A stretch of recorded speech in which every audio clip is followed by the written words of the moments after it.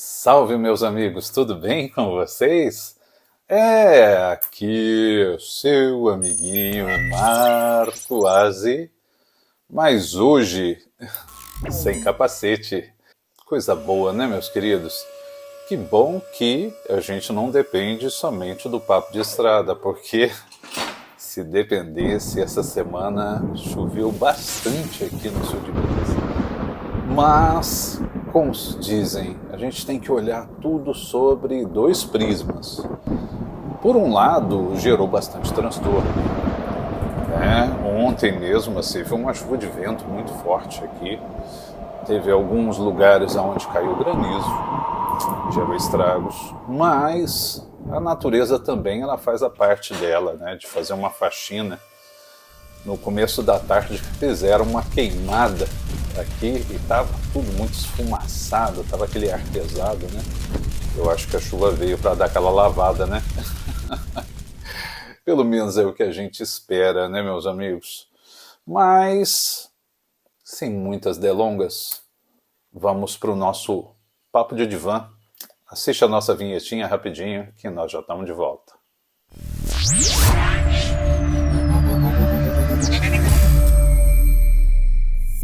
Mas, pois bem, meus queridos, aí, estamos de volta, né? E hoje, vamos puxar um papo de divã? Vamos trocar umas ideias? Vamos falar um pouco, né, sobre essa natureza humana que tanto nos fascina?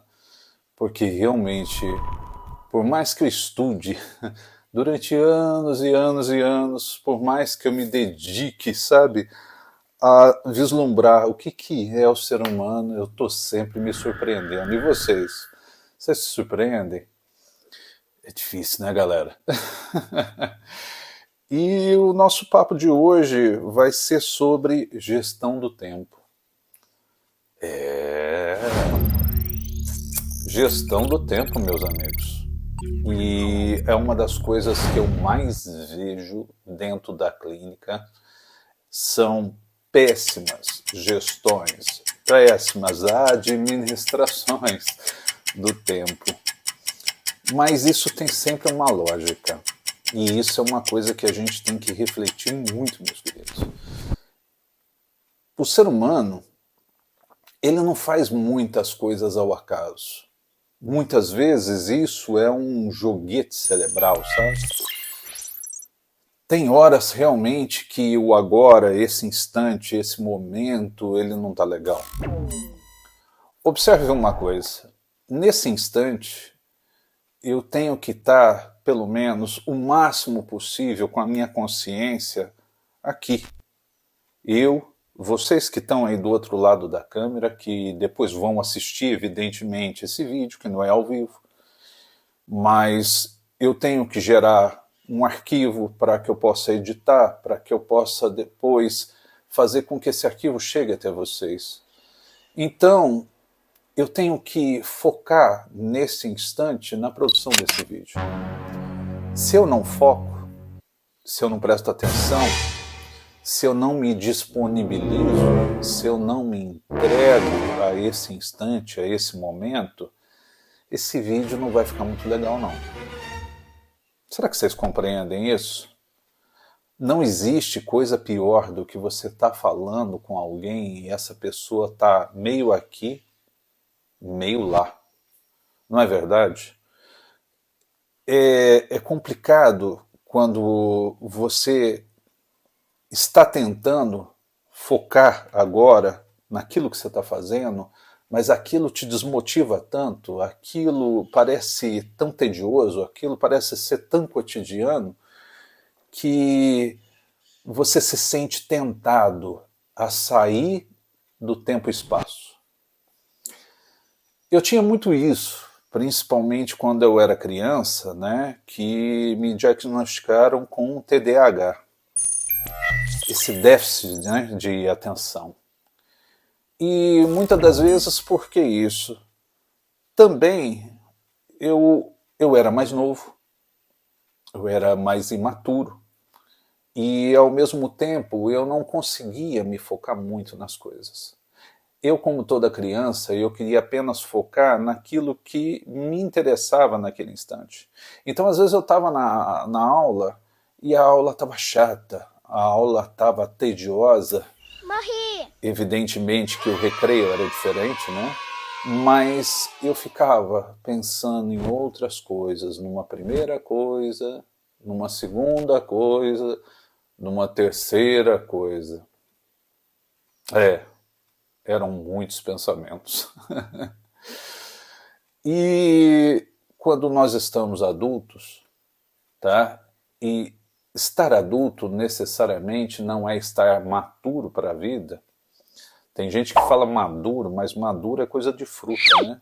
Maturidade. Tem pessoas que não estão maturas para a vida, porque a maturidade te traz no foco presente. À medida que você vai se tornando maturo e que você consegue se relacionar melhor com o tempo, você compreende que só existe um campo na qual você pode ter o mínimo de domínio. É o agora. É nesse instante. Eu tenho minha agenda, eu tenho minha forma de me planejar, mas o meu foco, o meu trabalho, o meu momento, esse é importante. E é importante porque eu preciso dar o melhor naquele instante. Então, quando você, por exemplo, está, né, andando de moto, a moto exige muito que você esteja no presente. É perigoso você pegar e estar andando de moto, né, e pensando, por exemplo, no passado.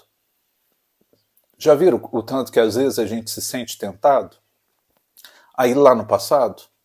E a gente pode ir lá no passado e reviver coisas boas.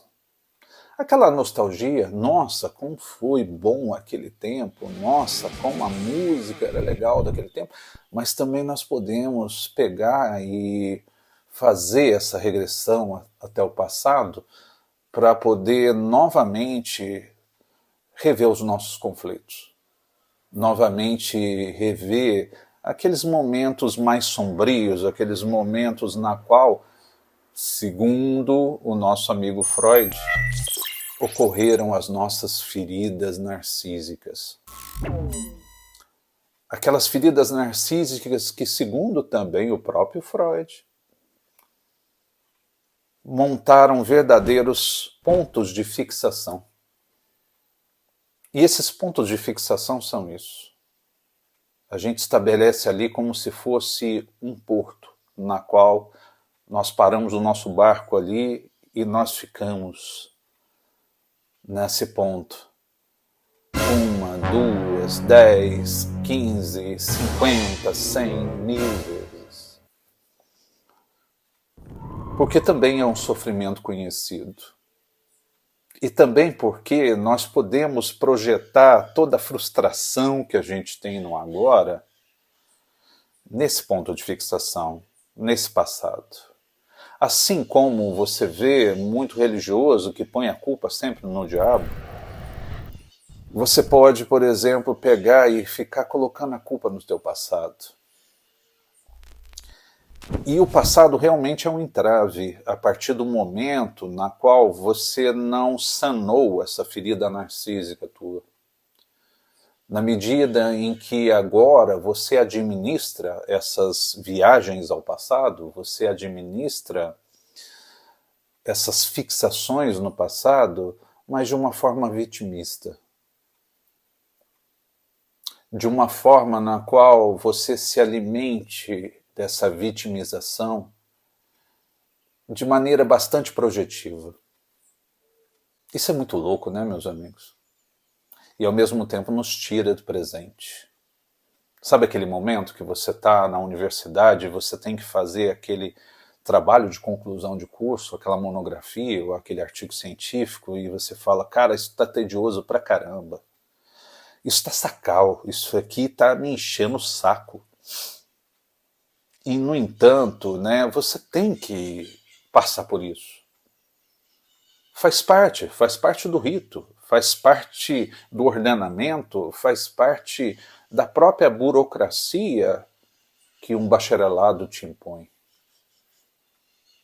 Só que não, sabe? Você, pela tua indisciplina, muitas vezes pela tua irresponsabilidade, muitas vezes pela infantilidade mesmo, você pega e vai para aquele ponto de fixação no passado. E como você vai num passado onde que evoca em você culpa, evoca em você aquilo que o Alfred Adler falava de complexo de inferioridade, o Alfred Adler falava sobre isso. Evoca novamente esse complexo de inferioridade, você não somente compromete o teu presente, mas você projeta lá para o seu futuro um fracasso que ainda não aconteceu. Tem uma coisa que eu falo às vezes muito para os meus pacientes, eu falo, o não você já tem. A sabotagem do seu ego já existe. Mas que tal arriscar o protagonismo?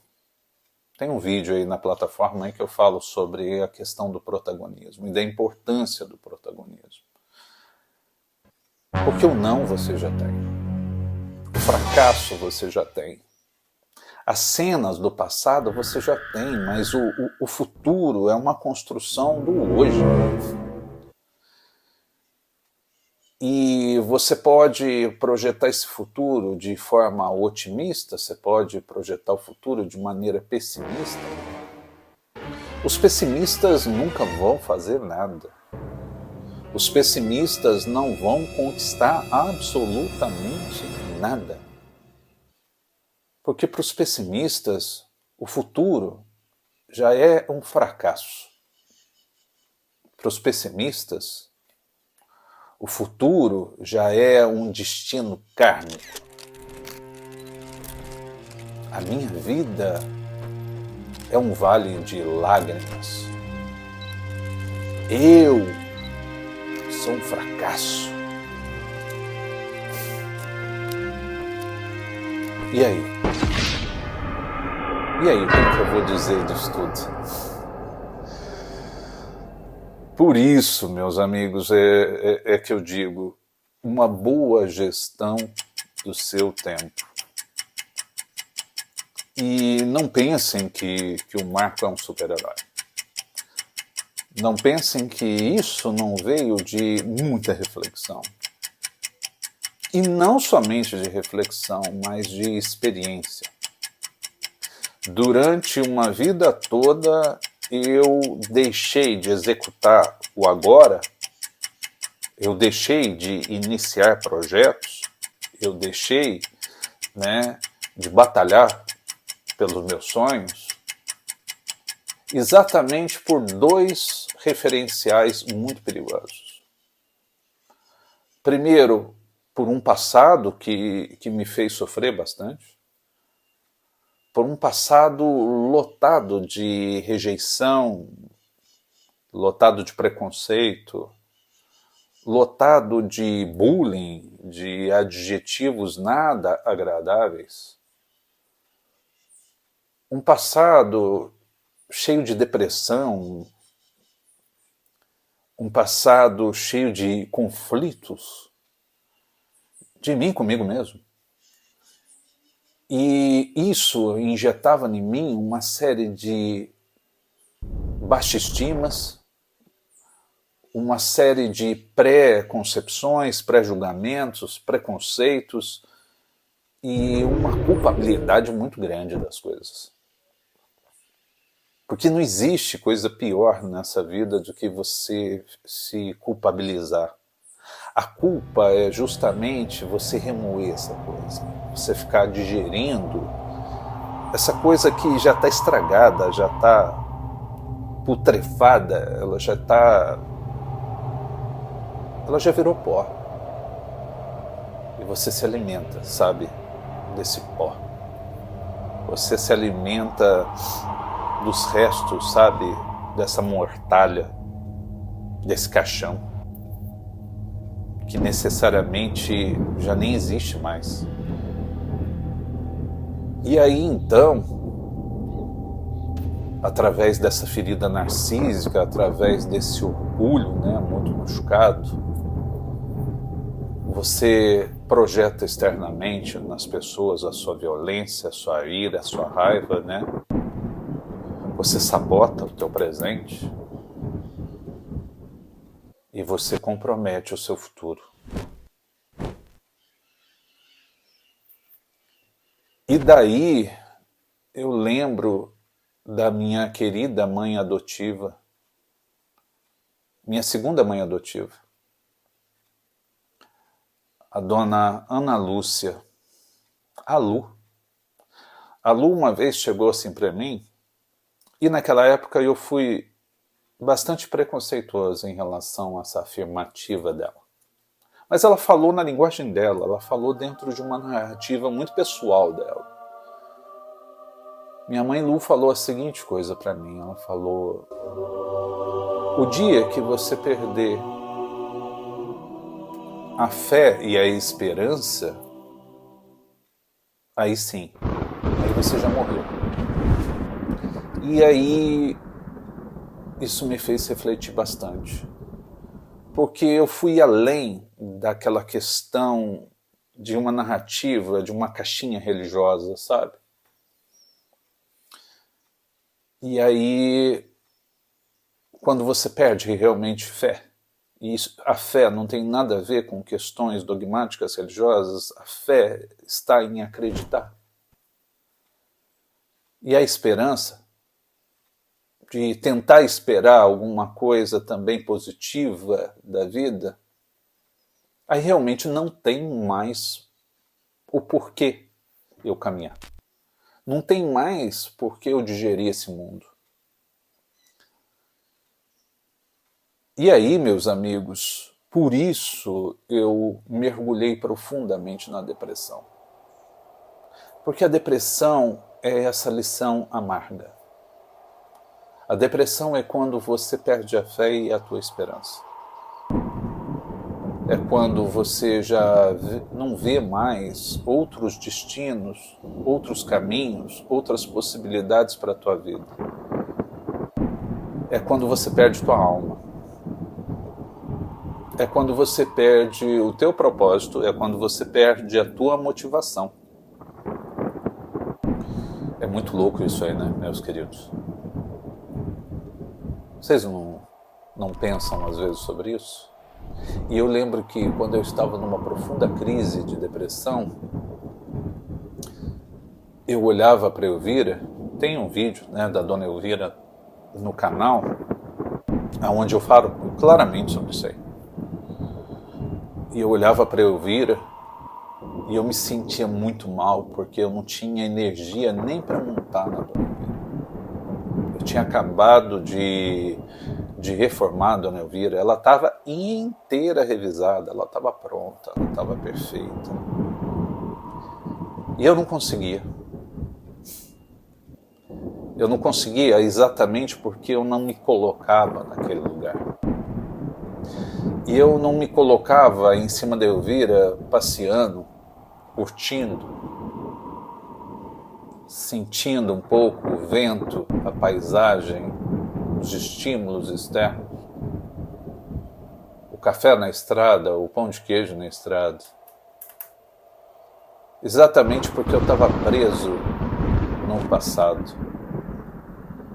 E na verdade nem era preso no passado, era preso no meu orgulho. Era preso nos meus ressentimentos. E aí não tem como você construir nada novo se você está preso no velho. Loucura, né, meus queridos? Esse é um verdadeiro papo de divã. E é isso que eu gosto. Porque o papo de divã, ele te leva um pouquinho mais fundo, sabe? O papo de divã não tem uma paisagem gloriosa, o papo de divã não tem uma moto acelerando, sabe? O papo de divã é olho no olho, é eu e você. O Papo de Divã não tem aquela coisa, sabe, espetaculosa, não tem aquele entretenimento em excesso. O Papo de Divã é só apenas almas que se encontram e olham no olho uma das outras e dizem: é isso que rola. Então, de repente, você que está aí desse lado aí, ó, você discorda totalmente de mim. Porque sua forma de olhar para isso tudo é diferente, mas ok. Mas ok, meu amigo. Mas a nossa percepção de tempo e espaço, apesar de ser bastante singular, a dimensão maior, a essencialidade dela, a gente pelo menos acredita em comum. A gente acredita que tem algo que passou. A gente acredita que tem um momento do presente, do agora, do estar na presença.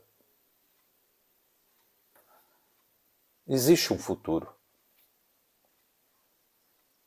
Ou melhor, existe uma possibilidade, uma expectativa de futuro. E se a gente não acredita nessa possibilidade, se a gente não acredita nessa expectativa, a gente simplesmente para. Então é mais ou menos assim, meus queridos. Espero que vocês tenham curtido mais esse Papo de Divã. E se puder, comentem. Tragam seus comentários, porque é muito importante. Eu me alimento muito, sabe, desses comentários. E não é uma coisa narcísica, não é uma coisa de ego, é uma coisa de correspondência. É quando você fala e você não fala para o vazio. É quando você fala e alguém te dá um feedback.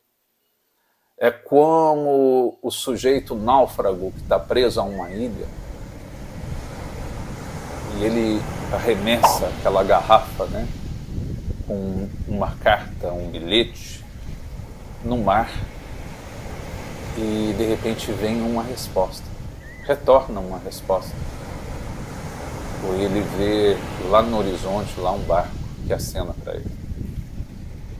É muito louco isso aí, né, meus queridos? Então esse foi o nosso Papo de Divã de hoje. Se você puder, curte esse vídeo. Curte aí. Dê o seu joinha, dê o seu like. Ao mesmo tempo, se inscreva no nosso canal. É importante você se inscrever, não para alimentar o ego, o narcisismo do Marco. É importante você se inscrever, porque aí, se você curtiu essa mensagem, essa provocação, isso vai chegar em outras pessoas. É o tal do algoritmo, né, que a gente está refém dele. Ative o sininho para receber as nossas notificações e compartilhe. E nos acompanhe nas redes sociais do Instagram. É isso aí, rapaziada. Fui.